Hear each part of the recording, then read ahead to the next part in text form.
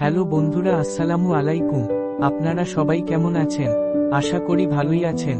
আমাদের প্রেমের রহস্য চ্যানেলের গল্পগুলা যদি আপনাদের ভালো লেগে থাকে, তাহলে আমাদের চ্যানেলটি সাবস্ক্রাইব করে লাইক কমেন্ট শেয়ার করে পাশে থাকবেন। শুনতে থাকুন ভালোবাসার গল্পর রহস্য। ধন্যবাদ।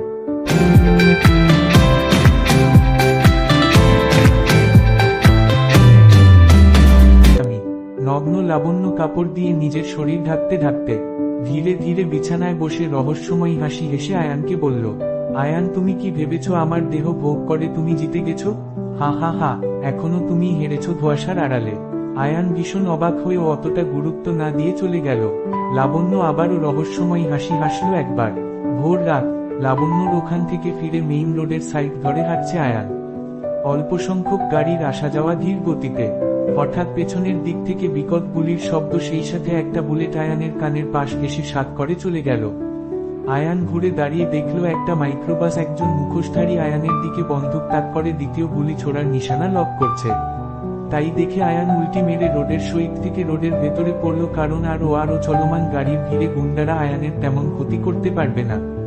এদিকে আয়ান যেই বরাবর রোডে উল্টি মেরে পড়েছে, সেই সোজা সাই সাই করে ছুটে আসা একটা সাদা প্রাইভেট কার আয়ানকে অ্যাক্সিডেন্টের হাত থেকে বাঁচাতে গিয়ে কষে ব্রেক মেরে অন্যদিকে কাট করতেই প্রাইভেট কারটা ছিটকে গিয়ে কারেন্টের খাম্বার সাথে ধাক্কা খেয়ে রাস্তার বাইরে উল্টে পড়ে।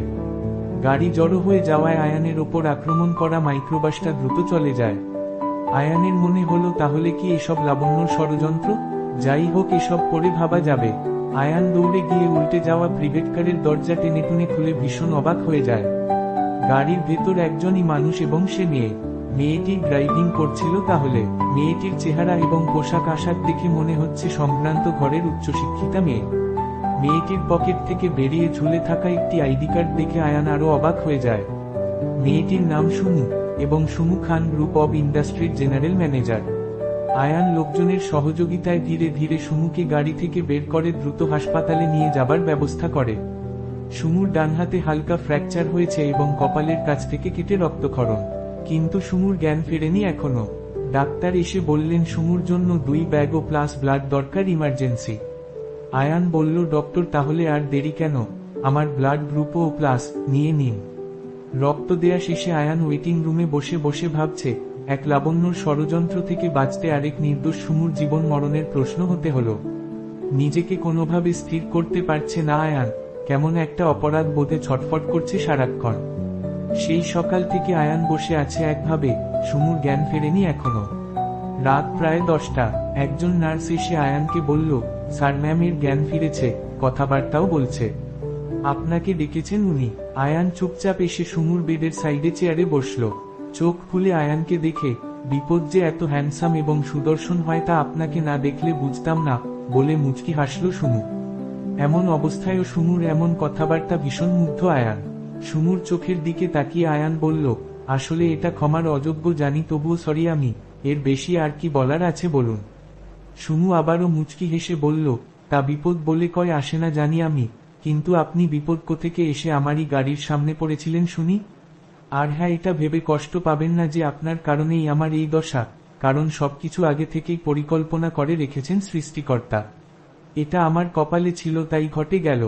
আপনি বিপদ এই ঘটনার একটা উপাদান মাত্র, আর বাকিটা ওপরওয়ালা ইচ্ছে।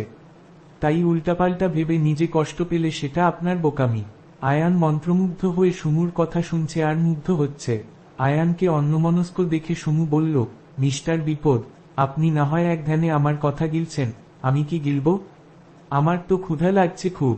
ও হ্যাঁ, তাই তো, বলে আয়ান দ্রুত বাইরে বেরিয়ে গেল। একটা স্ট্রবেরি জুস এবং লাচ্ছি নিয়ে ফিরল আয়ান। স্ট্রবেরি জুস এবং লাচ্ছি সুমুর পাশে রেখে খেয়ে নিতে বলল আয়ান। ভ্রু কুচকে সুমু বলল, মিস্টার বিপদ, কারো হাত পা ভেঙে দিয়ে তার সামনে বিরিয়ানির প্লেট দিয়ে যদি খেতে বলেন, হাত দিয়ে ধরার ক্ষমতা যদি না থাকে তাহলে কি মনে মনে খাবে? এ তো দাওয়াত করে সামনে থেকে খাবারের প্লেট টেনে নিয়ে সসম্মানে বিদায় করে দেবার মতো অবস্থা। সুমুর কথা শুনে আয়ান হেসে ফেলল। আসলে সুমু এসব এজন্যই বলছে যাতে আয়ান একটু ইজি ফিল করে। তাহলে এখন উপায়? আয়ান বলল, উপায় তো একটাই, আপনাকে বাঁচাতে গিয়ে আমার হাতে শরীরে চোট। আপনার তো সবই ঠিক আছে, আপনি আমাকে খাইয়ে দিন, বলে মুচকি হাসল সুমু। না মানে আপনি এই করতে থাকুন আর আমার পেটের নাড়িভুড়ি হজম হয়ে যাক ক্ষুধায়। আয়ান চামচ দিয়ে সুমুকে লাচ্ছি খাইয়ে দিতে দিতে বলল, আসলে আপনার বাসায় তো কিছুই জানে না, জানানো হয়নি, উপায় ছিল না বলে। সুমু বলল, জীবনে যদি হঠাৎ করে কখনো খারাপ পরিস্থিতি এসে যায় তাহলে হুট করেই প্রিয়জনদের জানাবেন না, আপনার পরিস্থিতি তাদের সময়কেও খারাপ করে দেবে, টেনশনে ফেলে দেবে। তবে হ্যাঁ, খুশির সংবাদ শেয়ার করতে কখনোই বিলম্ব করবেন না, খুশি জিনিসটা যত দ্রুত সম্ভব শেয়ার করবেন, এটা অন্যদেরও মন ভালো করে তোলে তাই। কিন্তু আপনার পরিবারকে তো জানানো উচিত, আয়ান বলল। সুমু চোখের ইশারায় স্ট্রবেরি জুস দেখিয়ে দিতেই আয়ান সুমুর মুখের সামনে ধরল, স্ট্রতে মুখ লাগিয়ে এক চুমুক দিয়ে সুমু বলল, আসলে আমার বড় ভাইয়া নিউ ইয়র্কে সেটেল, আব্বু আম্মু কিছুদিন আগে সেখানে গেছে কয়েক মাস থাকবেন বলে। ঠিক এমন একটা মুহূর্তে আমার এই অবস্থার কথা তাদের জানালে তাদের মনের অবস্থা কি হবে একবার ভাবুন।